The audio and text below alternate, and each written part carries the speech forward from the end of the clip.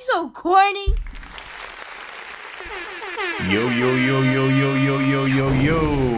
I'm trying to do my best Snuggie H rendition. Right. Welcome to Corny Dads podcast. We're just some corny dads that do some dope things for our dope children. Kids. You see? Yeah. Listen, you couldn't bake me on that like you baked Snug. You know what I mean? You had it. Down pat. I practice. I love it, Ace. I am the man with many hats. Some people call me Chico. These guys call me Ace, but my kids call me Papa. I like it, dog. I be Yogi, then Namaste. Namaste. Hey. My name is Oz. Catch me on TikTok at Corny Dads, OJC. He got it. We on fire. Let's work. And of course, today we are missing one of our corny counterparts, Snuggie H. But Snuggie H is out here doing some incredible things at the Rump Classic. Yeah, he's at the Danny Rump Classic, working with the children, working with the organization right now where they're having a campaign called Save the Next Bright Star. Whereas though my young boys was able to come down to the basketball game for free because of the campaign. So shout out to the Danny Rump program and organization where they have NBA players right now out there balling. So my kids are out there. They was like, oh man, look at Markieff Morris, and they was just so excited to see NBA players out there. So them giving back to the community. Right on for the Danny Rump Classic. Shout out to Snuggie H too, my boy. Shouts out to Snuggie H. And you know what? A huge shout out to Philly, man, because everybody talks about New York City being the mecca of basketball, but let's not front. Philly bring that heat too when it comes to basketball. Yes, sir. Absolutely. Yes, sir. When it comes to the court, Philly bring that heat. Indeed they do. All right, so today is the most wonderful time of the year, or is it? Back to school. Back to school. And of course, all of us here have school-age children. And as the summer comes to an end and we start entering the fall season, we start thinking about back to school and all the things we have to do, running around, getting supplies, getting that drip for the new year. Gotta get that drip. But over the past couple of years, back to school has looked and felt a little different, right? Correct. With the pandemic, with the atrocities with the school shootings, and with the new arising concern of monkeypox. Yeah. So there's a lot of things that we have to unpack here when it comes to the back to school season. But even before we do that, Yogi, you have school-age children. I do. Oh, well, tell us about what grade they're going into, and how do you feel during back to school season? I would love to talk about this because number one, I have three children. Okay. All with I would say different educational needs. Let's say that. So that's about 3 years ago. I decided to do what I had no business doing at the time, which was taking my daughter out of school and homeschooling her. Right? Listen, I actually applaud you and I congratulate you for doing that. No, I do. Because I'm gonna get to that, but go ahead. Before, and I said no business doing at the time because I had no idea what I was doing. And I just want to be clear, the reason, and I want to talk about the reason why I chose to make that move. I made that move because I felt like the public school at the time, and this is actually in like the suburbs, the public school, Elkins Park. At the time, London wasn't getting the education that she needed, right? That was tailored towards her, right? So when you're in a public school, you're getting one packet of information and everyone's learning the same. Same curriculum. Same curriculum. And I said, you know what, she would come home and it's like, hey, can you tell me reiterate to me what you guys are learning? She couldn't tell me, right? So, and then it just seemed like she wasn't getting what she needed. And I said, you know what, I waltzed into the school and I just literally handed them, you know how you hand your 2 weeks in for, I handed my 2 weeks in. I said, but it was that day, it was effective that day. I said, I'm taking her out, and I didn't look back. So she's been in homeschool for the last 3 years. My son, Dennis, what it looks like for him, he's actually, once I homeschooled London, his mom was like, Dennis' mom was like, yeah, I want to homeschool then too. You know what I mean? Because again, him coming out of the daycare system, again, we didn't feel like he was being given the needs that his needs weren't being met, and he wasn't flourishing into the flower that he can flourish into, because my son is extremely gifted when it comes down to intelligence. Like young boy is on it, right? And she was like, you know what? I'll school him myself. So he's been schooled for the last 2 years at home. He's well advanced, and now he's unlike London, that's going to be homeschooled again. Dennis is going back into the school system, but this time he's not going to the public school system. He's going into the private school system. So he's going into a school that they learn through play. They learn, it's no technology at all, right? It's just straight curriculum and straight learning. When it comes down to how do you say this? They learn through doing. All right, so it's not the public school curriculum, and I can get into his curriculum a little bit later. And then my daughter Dior, we understand that her needs were different. So all three of my kids' needs are absolutely different. Dior is one of the kids that she is super wise and intelligent, but at the same time, she likes to run around and get busy, right? So she wants to see everything, touch everything. She wants to understand everything she does. So we had to choose a different school for her, Montessori school. So Montessori school, you learn through play as well. You learn through play, you learn through touching, seeing, tasting, touching. They have animals, like a farm, you know what I mean? It's like a carnival all together. So when we went to the Montessori school that she's about to go to, she just her eyes lit up. We couldn't even find her at one point. It's like, where's my child?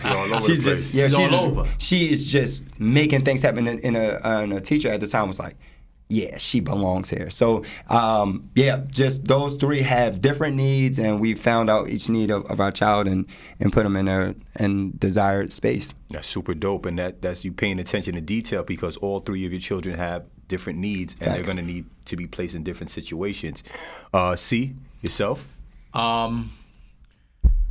See, my situation with is a little different than them. My child goes through the traditional school system, but the difference between Justice is when Justice was when he started off in pre-K, at a school called Sunshine Learning Center.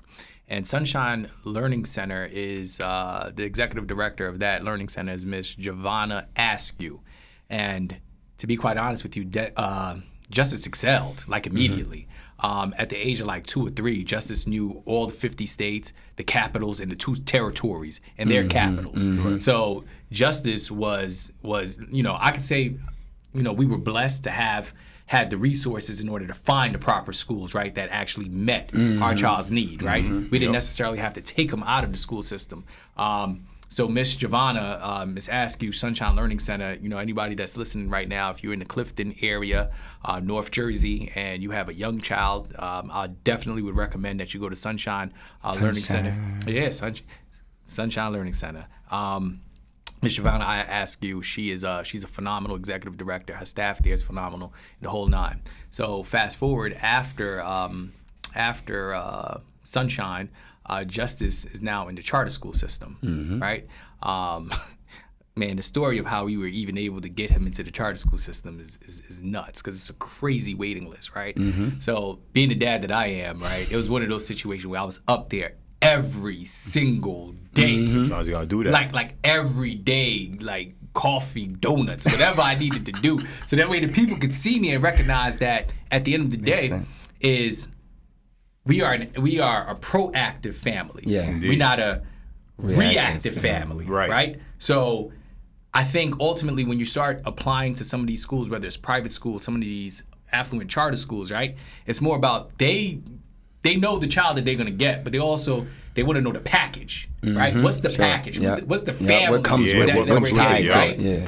So I guess for me, one of those things that I just drove home, and my partner also drove home, was the ability to stay consistent, making the consistent phone calls, popping up. Hey, how's it going? Just around the corner. Knowing that I just drove a whole hour to get from point A to point B. Oh no, I just around the corner, coffee, donuts, right? But it shows if you're going to do this to get your child into the school, you're going to do whatever it takes to make sure that your child succeeds in the school. Oh, absolutely. Active parent.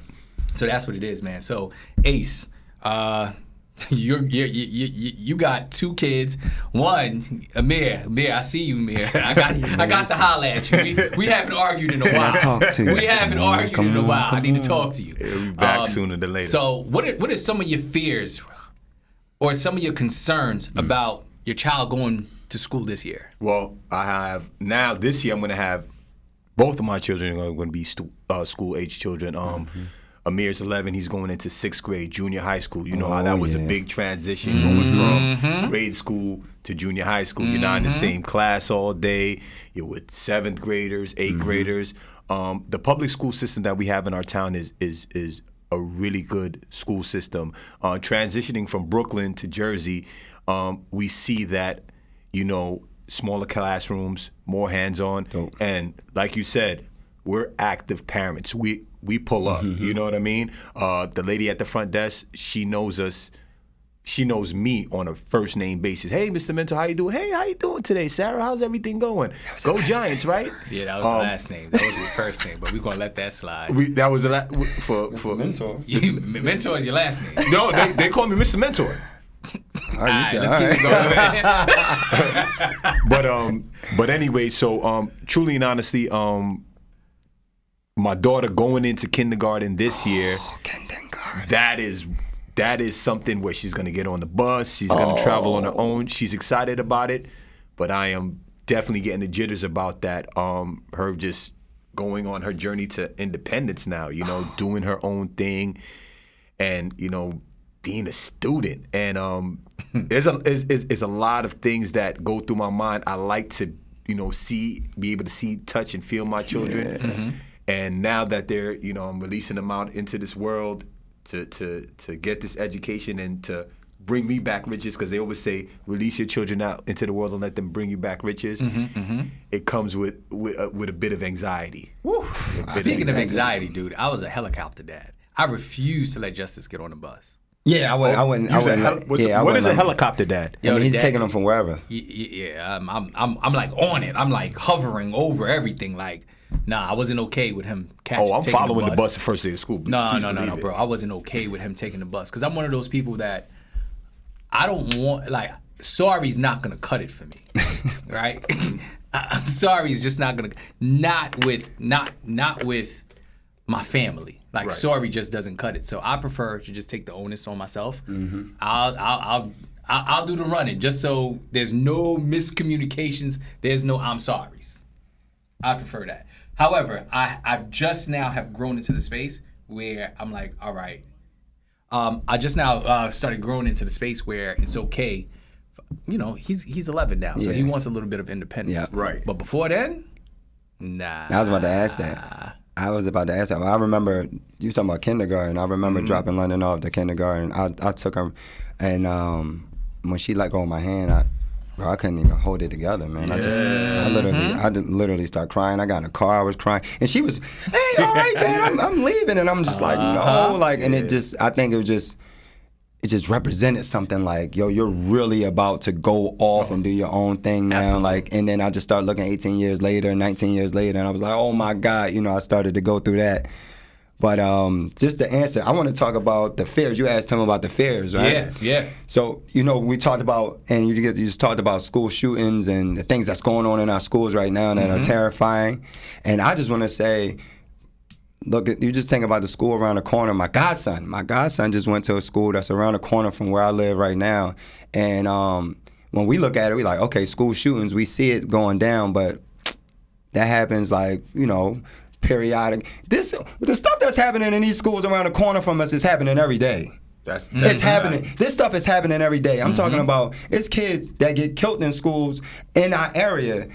Happens often, or kids that are getting tormented, chastised, that are getting bullied, these things are happening in our school system literally every day. So going to school is almost like, you look at it, if you look at the schools that's in our area in Philadelphia, some of the public schools, they look like straight prisons, man. They do. So that's the big fear. Our fear is the the school to prison pipeline. Yep. Right? That pipeline where you go there and you're like, okay, you got to go through metal detectors.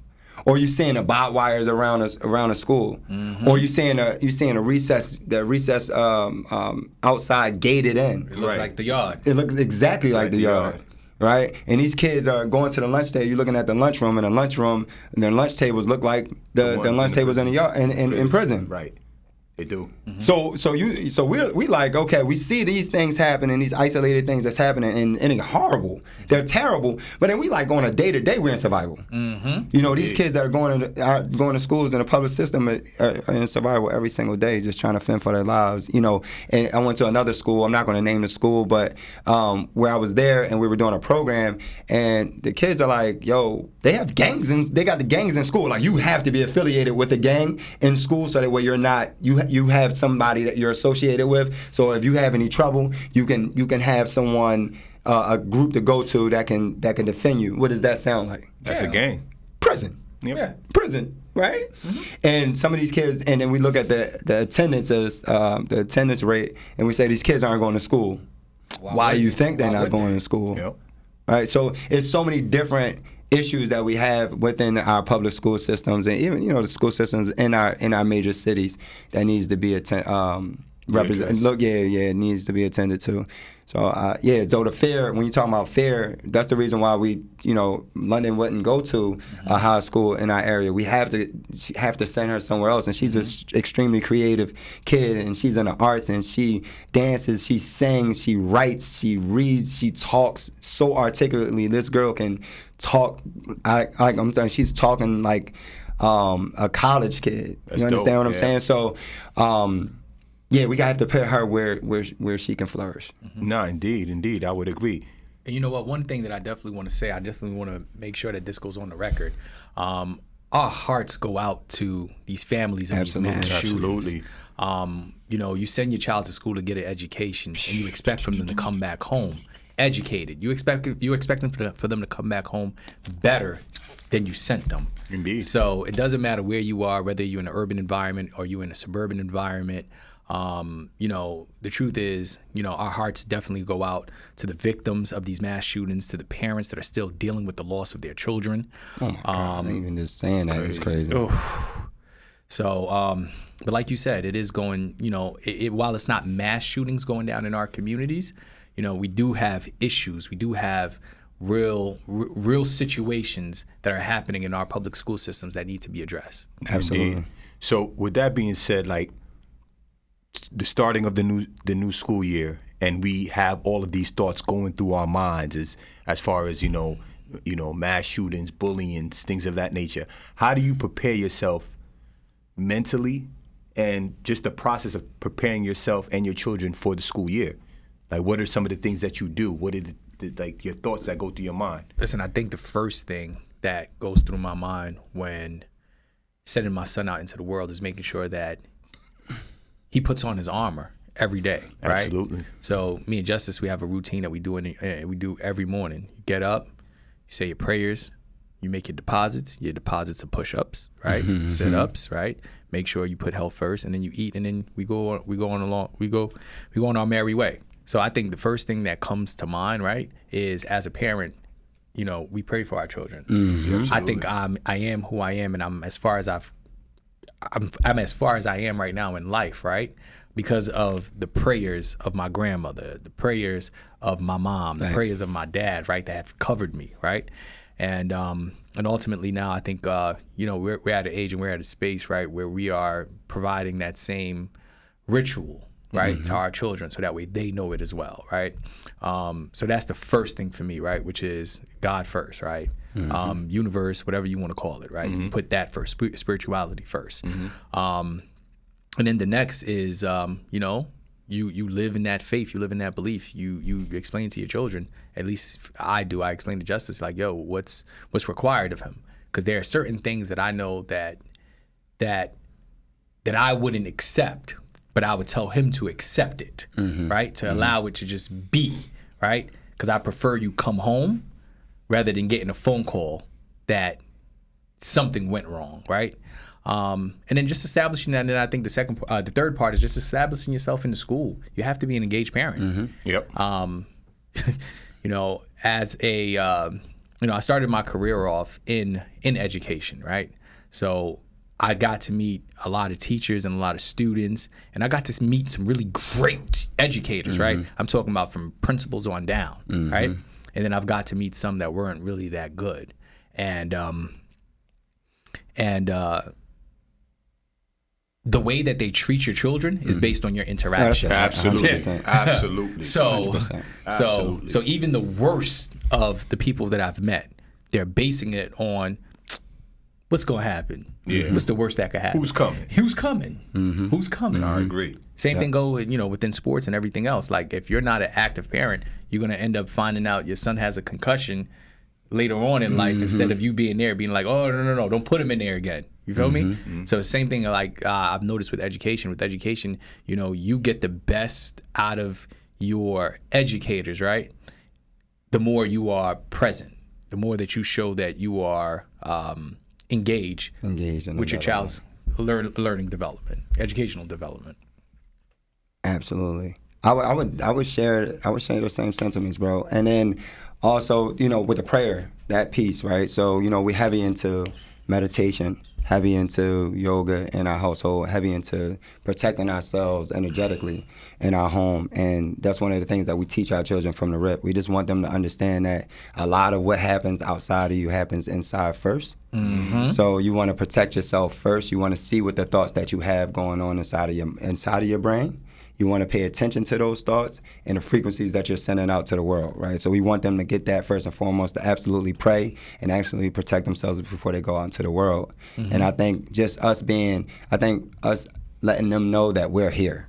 Absolutely. We are absolutely here. One of the things that my dad did really, really well was he's like, you go out into the world, it could be dangerous.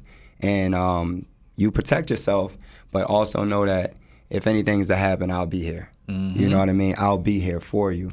And I share that same ideology with my kids. Say, hey, listen, I always got your back. So that way, and just one of the things I want them to understand is that they can always talk to me. Right? So they can always tell me what is going on, and you can always speak up. Don't ever be too embarrassed to let me know what's happening, because I'm not going to judge you, number one, and I'm on your side, number two. I'm always going to be on your side. Always. In public, I'm on your side. Yep. Now in private, if something happens, now we need to have a conversation about that. But I'm gonna never embarrass you outside of these houses. My son did that. My daughter didn't know they did. I got your back. What we talking about right now? You know what I mean? I take care of that, and I always stand by you and be loyal to you. But just understand that you have to have responsibility as well. You got to take responsibility and accountability for your actions. And when I say responsible, I mean that you have the ability to respond, right? So in any circumstance as humans that makes us different from any other creature, we have the ability to respond to a certain thing. We don't always have to react, but we can respond. All right, so I think those are probably the three things that I would say I would protect and send that arm out with my kids when they go into the world. No, I think I would agree. I think there's some great talking points that you guys all presented. I mean, as far as establishing your presence in school, like my son, he's a very sociable person, and a lot of people tend to gravitate to him. But one thing I do tell him all the time, and I exercise with him often, is be observant.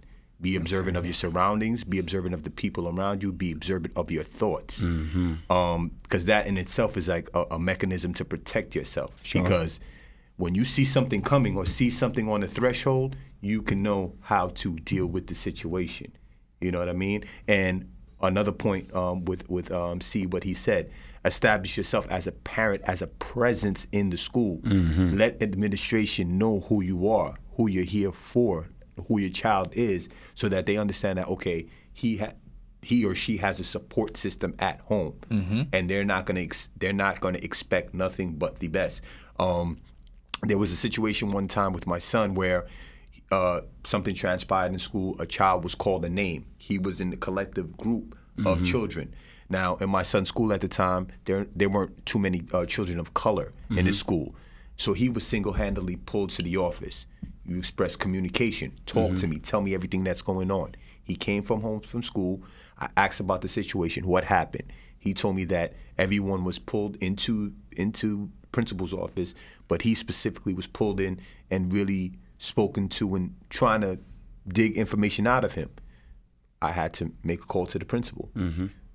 nothing of that was expressed for me through the administration. I had a conversation with the principal. I said, listen, anything that happens at school in regards to my son, I don't care if he's walking down the hallway with his shoelaces untied. I need to be told that. I need to know. You know what I mean? So as parents, having kids in educational institutions, we have to establish our presence. Thanks. You know what I mean? So I can't express that enough. Like, we have to establish our presence. What about a parent that is, what would we say to a parent that is working 2 jobs, that is, really can't get into the school, can't join, because something really corny that Osner does, right? Is he's on a board of the PTA. He's a PTA father. Like, he's on a board of the PTA. He hosts the PTA meetings almost. Mark, hit me with a that's so corny, please. I'm not even a part of the PTA. Hit him with a that's so corny. I am not. I just make it to all the trips. I've been on a school trip. Those are good to go to. I love the school trips. I love the school trips. Sometimes you got to go on the school trips because your kid is the one. And they're like, yo, watch him. You got to go. Right? The kids in my son's school, I came up one time, they was like, oh man, your dad looks like LeBron James. I was like, sure, you're right. And I'm playing like LeBron. But what about the parent that, what do we say to the parent? What advice would we give to the parent that maybe works a lot and can't really be, or not say that can't, right? But doesn't seem like they can be as involved in their child's education, in the educational services of their child, into the schools and the meetings and things of that nature. What would we say to a parent like that? Honestly, I'll say the same thing that I said to the fathers, not too long ago, which is, there's no reason for you not to be involved. There's technology. If you honestly, a majority of the meetings now, they're done through Zoom or WebEx, right? So you can actually make the meetings if you choose to, right? It's a matter of just communication, right? Even if you don't have a cell phone, right? You could send a letter to the school. You understand what I'm saying? I think ultimately what we're saying is that there needs to be some form of communication, right? There has to be a form of communication established with the school to let the school, to let the administrators in the school, to let the teachers in the school know that, hey, my child has a tribe behind him. We care. That's it. That's it. Right? Like, some of us, we go above and beyond. We're going to the trips, we're at the dance recitals. Some of us, we're doing all of that extra stuff. But the truth is, all of that isn't necessary. What's necessary is just a clear and open line of communication. Even if you call once a quarter, you feel what I'm saying? Once a month, you just call, hey, I just want to check. Or if you go pick your son up, right? You may or may not have that availability to pick your child up from school. But if you do, you want to ask, like, hey, how are things going? You just talked about, our kids getting on the bus. Hey, Mr. Bus Driver. Hey, bus aide. How you doing? This is who I am. People just want to know, right? Yep. And you just and you know what? We go to so many different other places, and we indulge into so many different other things in life, right? Where we put our best foot forward, right? Our kids deserve our best foot forward. They deserve the conversations with the bus drivers, the school aides, the deans. Like, they deserve that, because at the end of the day, we're the biggest advocates for them. Absolutely. Of course. And I think people make time for things that they want to make time for. Correct. You prioritize. So you got to prioritize. So speaking on establishing our presence in school, the teachings and everything that we try to instill in our children as they go to school, what are the valuables and principles that you hold with your family when it comes to education? What does education mean to you? Okay. So the reason why I took London out of school is because I felt like the things that they need, and I think a lot of our parents share the same ideology, right? That the things that they're learning in the school system aren't the things that are preparing them for the world that keeps changing so fast, right? So when we're talking about, I remember when I sent my packet in for, because you have an evaluator and you have to send a packet in to the evaluator, and they ask you, what did you teach your child? And I'm like, one of the things on there was statistics and economics. And I'm like, well, economics is vitally important for my child to know, especially if we want to break generational curses. Investing is important to know. Supply and demand is important to know. You understand what I'm saying? Emotional emotional intelligence is uber important to know, right? That in order to make it out through the world, you gotta be emotional intelligent, right? And what does that mean, and how do we practice that? Mindfulness was huge to me. So when it has physical education and gym, there's yoga, there's mindfulness. So I think, I think those things, that's the important things. When I saw that she wasn't learning those things, and I saw that the same things that I was learning in school, she was still learning. I said they didn't upgrade this. They didn't do anything to this. Thing. Yeah, it's the same thing. Exactly. And I looked at the system as a whole, and I said this is to keep the generations in the same space, in the same running on that same treadmill. And I said I cannot have that, because my father didn't do that for us. My mother didn't do that for us. They bust us out to the Northeast, right? So we saw that early, that we needed to do something much differently than what was handed to us. See? And for me, I think education starts first at home, right? Oh, indeed. I don't necessarily rely on the school system to provide my child with a well-rounded education, right? In schools right now, there's no home ec. No. Right? We used to have These are life skills, home ec, wood used to shop. Wood shop. All of these other courses, right? They no longer have some of these extracurricular subjects anymore. Right. Right. So for me at home, like one of the things that I'm teaching Justice how to cook. Right. You feel what I'm saying? important. I'm teaching Vital. Justice how to cook. The other day, we was in the house. I went to grab the cabinet. The cabinet thing came off. I'm like, what the heck, right? So I was like, hey, go grab this. Go grab this screwdriver. Come on, let's screw this back in and let's put it back together, right? Yeah. So to me, I never necessarily ever thought to myself, being in education, right?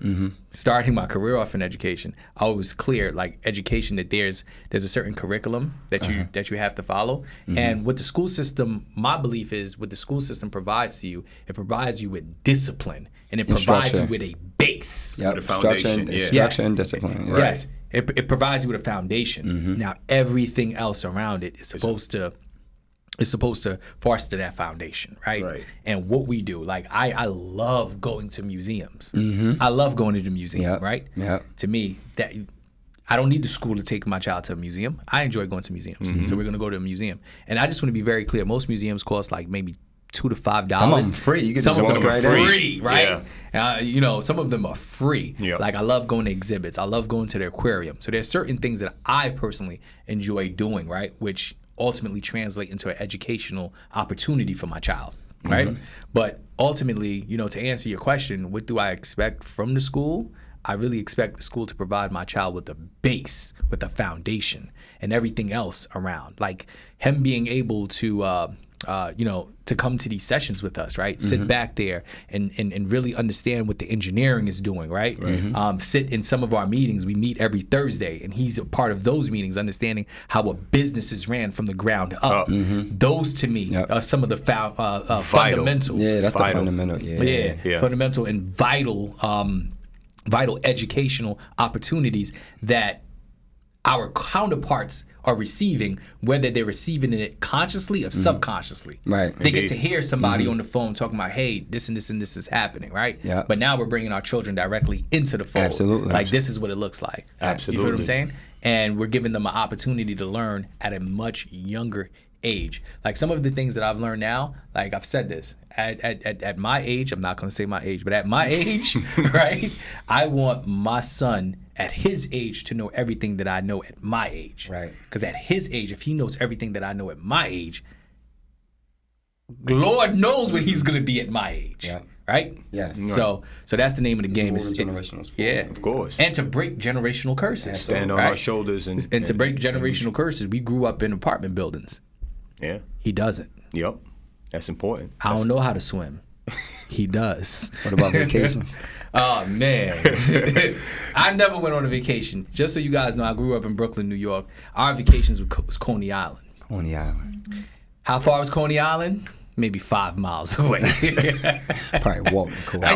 That was the beach. Yeah, it was the beach. It was the beach. So those were our vacations. Our vacations was going to backyard barbecues. Yeah. And unfortunately, God put us in the right positions, that our children, they get to experience the world, which again is education, right? You get to see how other countries operate. You get to understand the different climates in the Caribbean versus the climate here. Right. Why doesn't it snow? Why does it snow there but it doesn't snow here? Right. You understand what I'm saying? Right. How come this plant grows here but it doesn't grow here? Yep.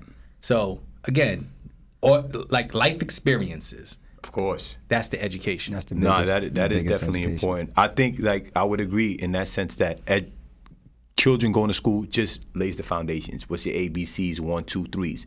But is it really going to get you prepared for life? You know what I'm saying? I don't think that's the case. Depending on what school, or it depends on what school it is, and where it's located. Indeed. Yeah. Indeed. And the funding that you're getting, and Funding is But that's why it's so important to advocate. Join the PTA. Join the PTO. PTA. Be the helicopter dad. Be the helicopter dad. Or mom. Or mom. Be the want helicopter to parent, right? Be a helicopter parent. Be a helicopter That's so parent, because corny. I know I'm so corny. but that's honestly, when you go to these meetings, you get to know and you get to understand like how the funding is being broken down. Why are they taking out gym? Like you get to understand some of these things, and once you get to understand some of these things, then you can get to start to advocate. You get your little crew of parents together, Yeah. and y'all start talking about, hey, you know what? We don't want frozen lunches here. We want fresh food. We want apples. We don't want applesauce. Shouts out to Michelle Obama. That was one of her initiatives when President Obama was in office, getting out all those junk foods out of the school system. Yeah, her fight was about childhood obesity to make sure that our children, not our children alone, but our communities, Indeed. was, And that, was fighting childhood obesity. I believe one time, I think Den even mentioned it, going to the corner store, all the what's waters on are in the back, Yeah. That's being taught in school. Like, my son looks at nutrition facts, like, oh, this has this amount of, Yeah. sodium and That's salt. taught. That's something that is out of the traditional school system, right? You're just not being like, hey, here's your, cheeseburger. No, nutrition. You know what? I actually want to touch on something else too that's so critically important in our community. Talk on it. There are so many kids that the meals that they receive these meals at school. When they go home, there's nothing to eat. Right. Which is why it's so important, right? There's an initiative. It's called No Kids Left Hungry, right? The No Kids Left Hungry is about, honestly, it's no color barrier, right? Whether you're white, black, purple, or orange, right? You hungry. You're hungry. So we found out that, if a kid goes to school on a full stomach, guess what? He's more apt to Absolutely. Of course. apt to learn, right? Of course. Sure. So that's why school breakfast, lunch, snacks, after school programs, the dinners, they're so important, right? The nutrition is so important to a child's educational learning opportunity. Of course. And the fact what you talked about with Justice, you teach them how to cook, because maybe you're not home, right? And maybe the food isn't prepared when you get there. But once the child is there, they can, independently whip up the food that they need and not waiting on someone to make it for them too. So yeah, definitely it's critical to the mind and to the body. Yeah, because you know how important what you put into your body. Absolutely. Talk about that, Dan, because I think Absolutely. that's a learning opportunity now. Not only for kids, but it's a learning opportunity for the It's a adults as teachable well. moment. So these Pop-Tarts, like let's keep it real. Toasted strudels. You all that just boop and you go, right, and you eat it, right? But that's high. I'm gonna let you talk High about that. fructose syrup in the foods, and what I did with London was, like you said, the nutritional facts, and I'm gonna give I'm giving an actionable item before I finish speaking about this topic. So London and we were in Southwest Philly, and I was taking her to work because she works now. At 14, she's 14. Oh, my baby's 14. Wow, just saying that's ridiculous. So she's working, and it was down Southwest. We went to the corner store, and she's like, well, I'm not hungry. I don't want to go to the store. I said, yeah, but this is the corner store that you go to. She's like, yeah. So all right, let's go in there, right? Again, education, right? So we go inside. I said, hey, pick up anything. I don't care what it is. Right. Pick up anything, Right. right? So she thought, she's like, I know what type of time my dad is on, right? So I'm gonna go pick up maybe a toaster strudel or a Pop-Tart, something that they tell us is healthy, right? So she goes to pick, or the pineapples that's in the syrup, right? Pineapples, Dad. All right? So I said, pineapples. Then you're so smart, right? I said, read the back of it. Yeah. So she's reading. I said, what does it have in it? I don't know. Citric acid? High fructose corn syrup. This doesn't sound so bad, Dad. I said, look it up. So we looked up what it meant, and it told us that it can cause ADHD. It can cause diabetes. Right? So some of the stuff that's inside of these cans can cause, these preservatives that they're preserving these foods with or these fruits with, can cause cancer. Right? So these are the things that's plaguing our neighborhoods, right? So we think they're coming out of nowhere. They're not coming out of nowhere. They're set up to be here for us to indulge in these snacks and indulge in these foods, so that way that we feel the way that we feel, aggressive. It constitutes aggressiveness. And I was just telling her, I said, you see a lot of people are angry, and it's what we're consuming mentally, and it's what we're consuming spiritually, and it's what we're consuming physically, right? So this is what I would ask everyone to do out there. I always want to give actionable steps, actionable items, right? If you don't believe what I'm saying, I just want you to be conscious just for a second. Any food that you intake or you consume, after about 2 hours, see how you feel. Right? So go ahead and eat the Pop-Tart if you want, right? You'll feel with a burst of energy straight off the bat, and then in 2 hours you're going to feel tired. Crash. You're going to feel angry. You're going to feel wired, antsy, restless, right? And then ask yourself, the second thing you want to ask yourself is, do I want to feel like this? Do I like feeling like this? Right? So what you can do, if you say, you know what, Mr. Dennis, I saw that, or Dennis, or Yogi Den, I saw that and I don't like the way that feels, try apple. Try a fruit, a whole fruit. See how you feel within 2 hours. See if you feel light or heavy or dense. See if you feel more energetic, more clear or foggy. Pay attention, and then based off of what you find, your findings, that's what you eat. Indeed. And let's be clear, some of these things that you're talking about that were at these local stores, that is what they serve for school lunch, right? Those processed fruits that are in the cups, those kind of those burgers that we don't know, God, if that's even real meat. So these are some of the things that we're feeding our children in our education system, and then say when they're jittery or they can't sit still in class, ADHD, or there's a lot of these things. So there's a lot of underlying issues. But now we spoke about us preparing kids for school, our fears, the lessons and principles that we want to teach our children in school. Let's talk about the Corny Dads himself. Let's talk about some of our experience when we were in school, the things that we experienced. See, you spoke of like the lunch programs. I remember in the mornings, my mom always working early. I would get up extra early, go into school, and kill that school breakfast. You get the little orange juice in the cup and things of that nature. What were some of your experience in school? And I'm assuming all of us were in the public school sector. I was in both public and private. What were some of the experiences that stood out in your mind about school and the school experience? Listen, first and foremost, I want to say that going back to school was like Christmas before Christmas, right? That's where you got fresh. Like, you get the fresh sneakers, you get the fresh outfit, you get the fresh book bag, all of the things that really don't matter.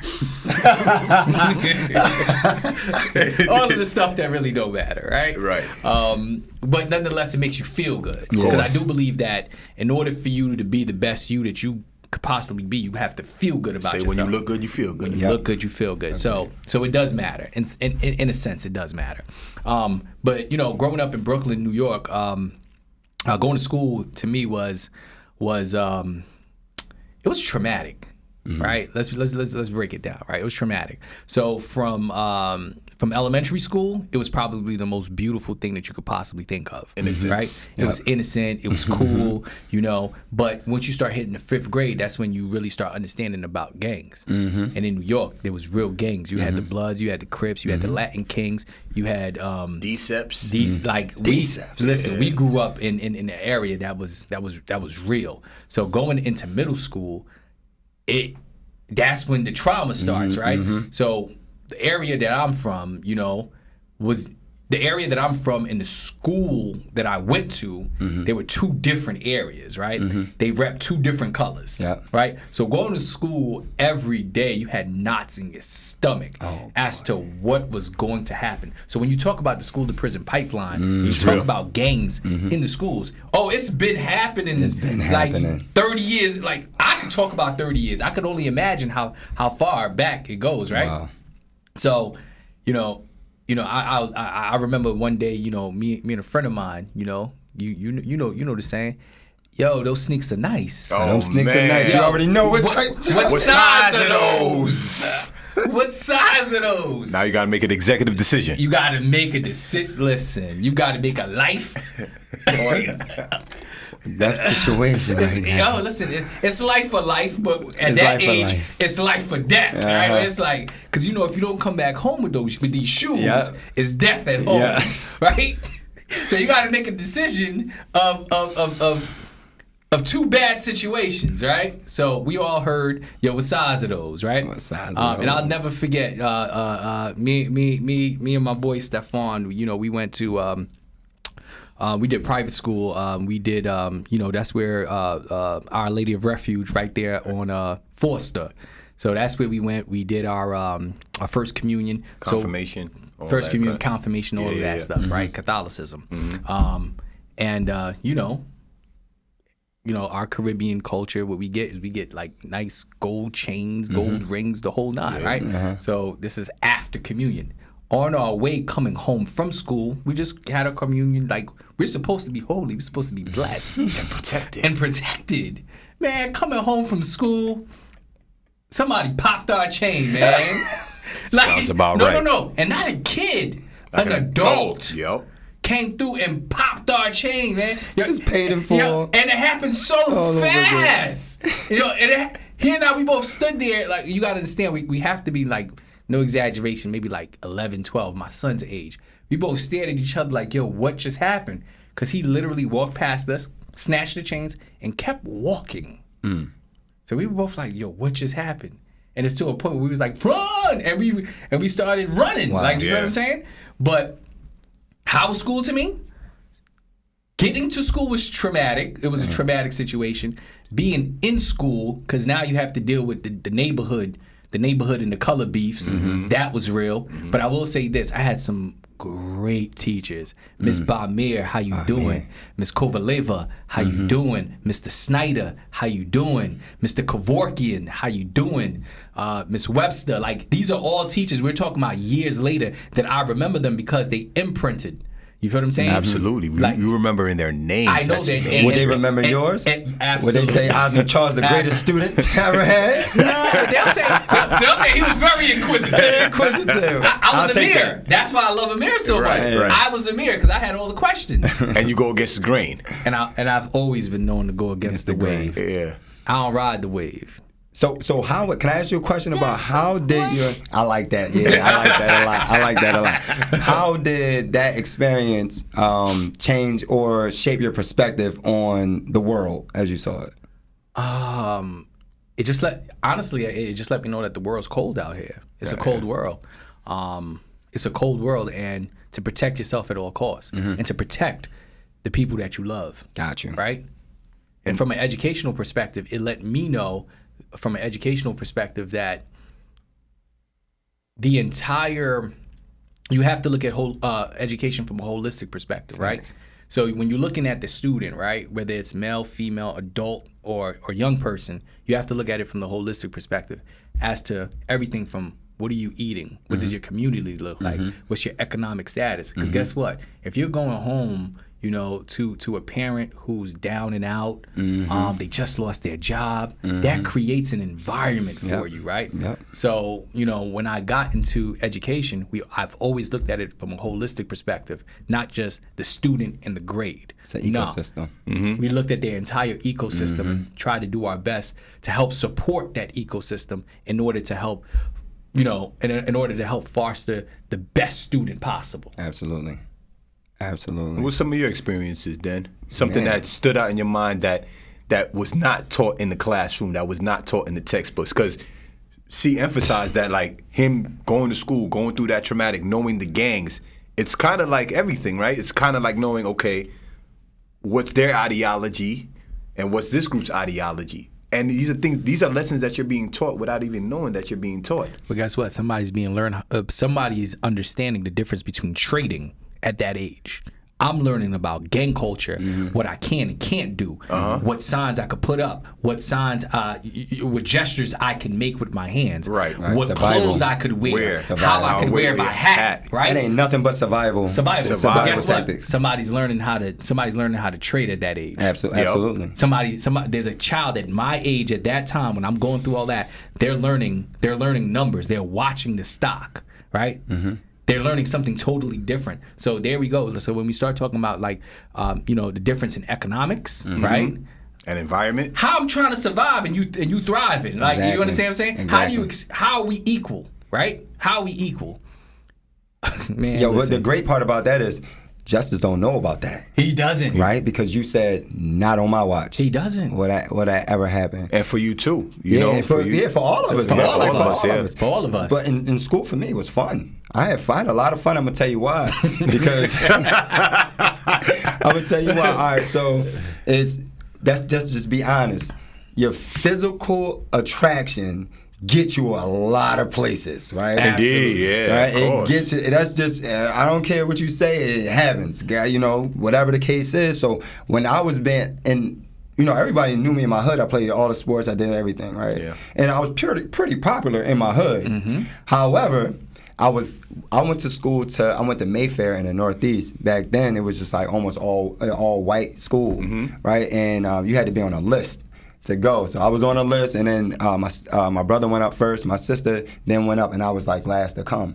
When I got there, literally, I was lost. I didn't know what the heck was going on. I went into the class, and it was all white students, one black guy, Aaron Josie, and I sat next to Aaron because I was like, I don't know what's happening, right? But immediately, they loved me, right? And I came with the Jordans on, and I had all that stuff. They were wearing Skywalkers, Airwalks. And Shouts out to Buzzer Beater Athletics. And I had all the dope sneakers, so they were all in all like, wait a minute, like, what are you wearing? Like, You you're were fresh. cool. You were the Fresh Prince. I was the Fresh You was Will Prince. Smith. Okay, got I you. turned the school out, bro. Got Within you. 8 months, everybody was wearing Jordans and Iversons. Sounds very familiar. 8 months, everybody was wearing it. They were talking to some of the language, right? I didn't understand. The girls were sending me notes telling me they wanted to hook up with me. I didn't know what that meant. You don't know what a hookup is. I didn't know what that means. Two different kind of hookups. Real rap. Girl told me she wanted to go out with me. I didn't understand what that meant. Girl told me she wanted to give me a hickey. I didn't know what that meant. Right? So I'm like, what are we talking about? She's like, I give you a hickey. I'm like a passion mark? We call it passion mark. Okay. She's like, I want to give you a hickey. And I didn't understand why you wanted to do that to me, right? Marker territory. So I experienced so much in that school. This is sixth grade, like This is sixth grade. Fourth and fifth grade, I'm experiencing this. By the time sixth grade came, I was kingpin. I was moving around the school much different than anybody else who was moving around the school. So, shout out to that experience, because I didn't know what was going on. I didn't know what they expected from me. But the culture changed when I got there. And I want to say a lot of it changed when I got there, but there was other influences, of course. But yeah, so it was much different for me, I would say. My gosh. Than, Will. I had a lot of first times there. I mean, I'll leave it up to your imagination, but it's not like that. It's not like that. I definitely get it. Listen, wow. I kind of wish I went to school with you, man. It would have been a pleasurable I experience. wouldn't, because I needed me to be again. Listen, he went to school in Mayfair. Just listen to the name of it. Yeah, it do sound. Mayfair. It do sound What kind does of it fly. sound like? Mayflower. Yeah, The Mayflower. Yeah. It sound kind of lit. Like I'm they just gonna got leave it as that. freshly manicured yards as you go to school on the. That's a fact. No, it's a That's a fact. fact. It's a Okay. beautiful place. Yeah, it was different. Makes sense. I mean, for me, going to school in Brooklyn, remember, Brooklyn was so eclectic, right? So I went to school with, Russian kids, Jewish kids, black kids from the hood, upper echelon black kids. So it was a nice little jambalaya. You know what I mean? Like my grandmother and my mom, they moved to a more quieter place in Brooklyn. It was still hood, but it was a little bit quieter. He moved on up. He moved on Moved up. on up. Come on, You keep it know, real. but for me, He had 2 houses. He moved up. Didn't Nah. say that. no, that was later. That was later on in life. But truly and honestly, especially junior high school, it kind of grew me to know what I would be in my latter years in life. Man, I was out there slinging basketball cards, bro. I was a big collector. I was out there packing joints up, selling it to my classmates, and just having different teachers from different walks of life, getting to understand them and getting to talk to them on a daily basis. Man, Miss Geritano, man, she was the hottest. Shouts out to Miss G. You're a But freak. yeah, I'm just saying though. But nah, she was hot. She was a young teacher. But truly and honestly, that shaped my life as far as knowing who I was as an individual and what I wanted to do. I always wanted to deal with commerce. Always wanted to deal with, you need it, I got it. Or if you need it, I can get it done for you. Being the middleman, being the plug. But New York City school system is especially in the 90s, what a time to be alive. What a time to be alive. Different. And to know that these kids can't really experience how it was, because with technology, everybody's behind a laptop, a phone. It's just different. It's a different kind of, you have hickeys, they'll be like, I'm gonna DM you. Yeah. It's a different type of Yeah, it's time that we different. live in. So it kind of alludes and leads to my next question. Like, as far as with, us knowing how things are changing and transcending, let me take a step back. COVID-19 hits, right? Mm-hmm. You spoke of the homeschooling, right? I guess me and C, we got thrust into the virtual learning, right? Our kids are home, we're home more frequently. How was that? How was that virtual learning for you as we move on from 2022 into 2023 and seeing technology literally take over the world and change education as a whole? Mm-hmm. How did we kind of adapt to that virtual learning kind of experience? I hated it. I hated it, and I think it was just because, I was so used to it didn't play to my strengths. I think was the biggest thing. It didn't play to my children's strengths. Being in person, showing charisma up front, I think was where we thrived at. So now when you can't be as personable when you're in, and sometimes you get distracted. Absolutely. When you're over a computer, right? It's easier to do so many different things, and we witnessed that when, you would call customer service sometimes, and these cats were home. You know what I mean? Like, even these cats were home. It felt and you like, different. yeah. Like, you want to help? Can you help me? These cats has got you on mute, and who knows what they're doing? I even seen a survey. I saw a survey that came out that said they anonymous survey that said that 9 times out of 10 they were doing housework. They were doing laundry. They were tending to the kids. They were doing cooking dinner.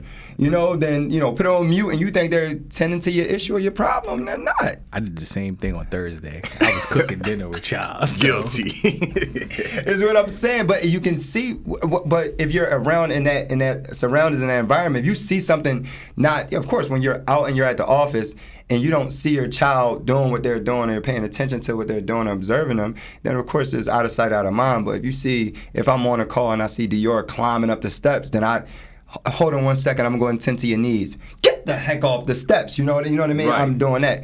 So yeah, I think it just for COVID for us, it just sucked because I think the biggest thing for us, it was fear. I think the fear everyone had, thinking that the world was over and everybody was going, that was to be it. You can't go outside and things of that nature, I think was the biggest thing. But adapting to, again, our kids were already homeschooled, so it was kind of like, it was like high five, like, yo, we, you know what I mean? We transition right into it. So I would say it just to see the shift in the world. And when it came down to being scared and fearful, and just the nature of our entire economy and everything is what really was drastic for us, I think. How'd you handle virtual learning? To be quite honest with you, I didn't. I think that's an area that I failed in, right? And not only did I fail in that area, but this is an area where I'd give my partner the utmost respect. You understand what I'm saying? Because there's certain things like, me and Justice, we work very well at, and there's other things that we don't work well at, right?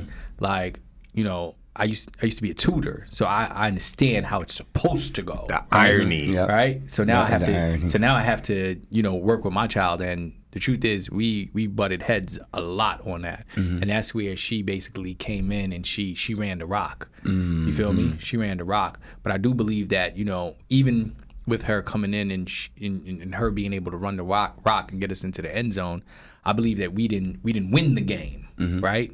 We just put some numbers on the scoreboard. Gotcha. We didn't win because ultimately Justice was left at a disadvantage. I think all of our children was left for at sure. for sure. Yep. For You understand sure. what I'm saying? Yeah. Like my son, it got to a point where he's in class, but guess what? He's on his PS. Yeah. Whatever. Come on, You understand what I'm saying? They're not He's like- engaged. no, and guess what? And he's smart enough to have it there, so he's looking. he got it. He's looking in the right direction. Yeah, these swindlers, they swindlers, they know. So it's like, I think COVID-19, the whole COVID, virtual learning era, because we weren't prepared for it, For right? sure, yeah.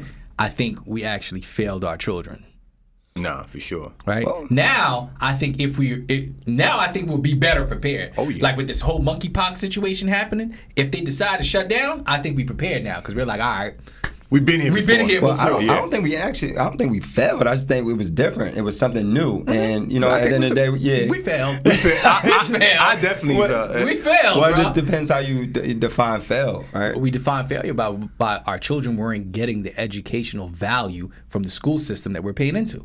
This is true. Well, I don't know if I would say. Well, it's different times because you actually really don't know what they're actually getting unless you're with them 24/7. So I think it was just exposed that they weren't getting exactly what they were supposed to be getting because you were there.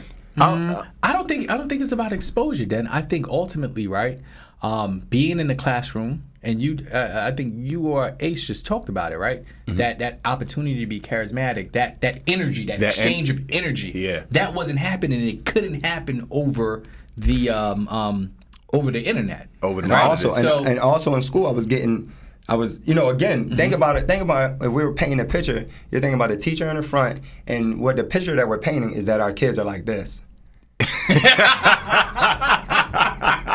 I know my son is not like that. Tell and me I know more. my I daughter want to ain't know like more that. about what you're saying. Yo, I ain't gonna front. One time, JC's teachers sent us a picture. Homeboy was like this. So I'm clear. But ultimately, what I'm saying is like, right, the energy, right? Yeah. The energy. The There was energy was no different. energy there. But I wouldn't say we failed. I would say it was just different, and we had to adapt. And we did the best that we could. Did you do the best that you did? I would say I know I didn't. Okay.